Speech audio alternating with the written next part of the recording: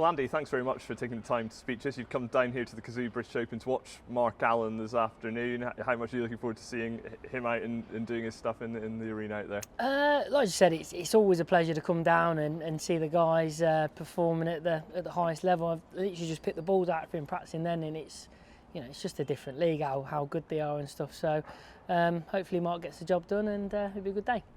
What do you think? Do you think there are? I know you play a bit of snooker and pool. Are there some comparisons between snooker and pool and golf in terms of the kind of discipline that's needed to succeed? Yeah, definitely. I mean, I think to be a top sportsman at any sport, you need a lot of patience, especially with these guys. I mean, in my sport, I can react to what someone else is doing and then try and counter it where, when they're not doing so well or someone's at the table here, you've just practically got to watch them. So you've got to be mentally, incredibly strong to play snooker. But the biggest thing is, for me, is like I said there, is how tight the pockets are compared to, I play down a club where they look like absolute buckets, where they're here, it's literally like it's just so tight. So yeah, I mean, it's just impressive to watch the guys, how good they are.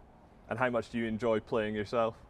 I enjoy playing a lot. If I can string like 3 balls together, I'm really happy. So, but I mean, I love the game. Love coming to watch it. Just appreciate how good these guys are. And I know you had a go at the ultimate pool stuff. What was that like? You've in the professional arena, had a bit of a go in the doubles, did you? Yeah, I played with Jordan Church with my partner, and I felt a bit sorry for him. It was more like carrying a bag of sand round for him really as a partner. But it was great fun, and I just got. It was a shot clock situation as well, so you just got the admiration for these guys, how good they are under pressure, and how they got the cue ball under control is the biggest thing, on these quick cloths and the cushions and stuff. So, I go down and play with my mates and feel like I'm quite handy, and then come and get quite humbled in that arena. And what's next up for you on the golf front? What's in your next event? So I've got a couple of weeks off. Obviously, I'll be watching this week. We're giving the boys the best. Hopefully, they get the job done in Italy. Week off after that. So continuing to just try and practice getting better at pool and snooker, and then I go to Madrid, my next event. And what's your thoughts ahead of the weekend? It's obviously one of the biggest events in world sport, the Ryder Cup. How do you see it going? If you asked me the question sort of 6 months ago, I'd have said you'd be strong favourites are America are probably still slight favourites, but I think the rookies for Europe have played their way into a lot of form recently, and with Rawls and John Ram and Victor, you've got 3 of the best players in the world there. So as a standpoint, I think we have some really strong chance, and I think they could cause an upset.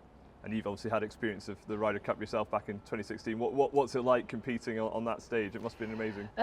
Yeah, I mean, it's like anything. For me, it's the echelon of golf for me. It doesn't get any better than that. It's a pressure cooker environment, but you thrive on it. It's an amazing place. Leading up to it's the worst bit, where you obviously nerves of uncertainty and what's going to happen. But once you're in amongst it, it's the best place to play, and hopefully the boys will enjoy it and get the job done.